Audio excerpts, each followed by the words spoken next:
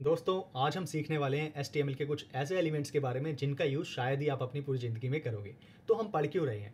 अभी हमने सीखना ही स्टार्ट किया है, तो बस इसलिए पढ़ रहे हैं ताकि हम एक बार तो जान लें कि ये टैग्स हैं क्या और किस तरीके से काम करते हैं, बस और कुछ नहीं। मेन इन टैग्स का क्या यूज़ है, जो एसोसिएटिव टूल्स होते हैं एक्सेसिबल लोगों के लिए, तो जो स्क्रीन रीडर्स हैं जैसे, वो अच्छे से इसको रीड कर पाएँ और जो एक्सेसिबल पीपल हैं वो समझ पाएँ कि इनके अंदर क्या लिखा हुआ है, जैसे कि मैं पिछली कुछ वीडियो में बता चुका हूँ। ऐसे और भी टैग्स होते हैं, राइट? तो फटाफट से कवर करते हैं, नीचे से स्टार्ट करते हैं। जैसे आप देख रहे हो वेर के अंदर x लिखा हुआ है, वेर के अंदर y लिखा हुआ है।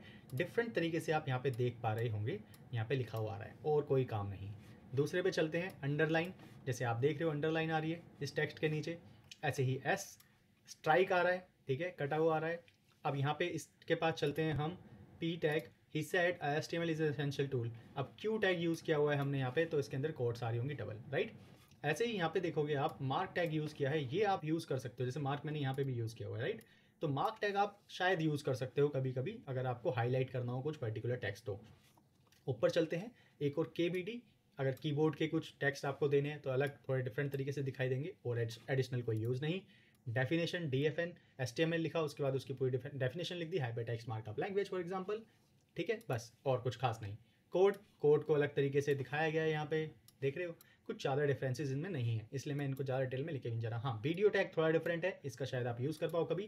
जैसे डायरेक्शन के अंदर देखो राइट टू लेफ्ट लिखा हुआ है, तो पूरा का पूरा टेक्स्ट उल्टा हो गया। अगर मैं यहाँ पे लेफ्ट टू राइट लिख दूँ तो बाय डिफॉल्ट जो नॉर्मल दिखना चाहिए वैसे दिखेगा, ठीक है, लेफ्ट टू राइट, ठीक है। तो हम इसको राइट टू लेफ्ट कर देते हैं, तो टेक्स्ट पूरा का पूरा उल्टा हो जाएगा। साइट अगेन थोड़ा सा इटैलिक है और कुछ खास फर्क नहीं पड़ता। इस साइट को आप ब्लॉक कोड के अंदर भी यूज़ कर सकते हो, अभी बताता हूँ। एब्रीवेशन पे आते हैं। एब्रीवेशन के अंदर जैसे हम इस पर होवर करते हैं तो इसकी full form hyper text markup language दिखाई देती है, जो कि हमने इसमें टाइटल में पास की हुई है। बट अगर आपको ध्यान हो तो ये टाइटल एट्रीब्यूट हम अब किसी भी टैग के अंदर यूज़ कर सकते हैं, राइट? तो जब हम इसे बॉडी के अंदर जितने भी टैग्स हैं उनके अंदर यूज़ कर सकते हैं, तो इसका भी कुछ खास यूज़ नहीं रह गया है। बट हाँ, एसेसिबिलिटी जो टूल्स हैं उनके लिए तो कारगर है, ठीक है। ऊपर चलते हैं, ब्लॉक कोड। अगेन थोड़ा सा स्पेस अपने साथ मार्जिन लेके आता है, और इसके अंदर आप जो भी लिख रहे हो, राइट, एक कोड की तरह उसको समझो। और यहाँ पे साइट के अंदर जो साइट एट्रीब्यूट लिया है उसके अंदर जो पाथ दिया है, इसका मतलब है हम उसको क्रेडिट देना चाहते हैं जी, इस साइट से हमें मिला था तो हम यहाँ पे क्रेडिट दे रहे हैं जी, हमने इस साइट में देखा था और हमने यहाँ पे अपनी साइट में यूज़ किया हुआ है, समझ गए?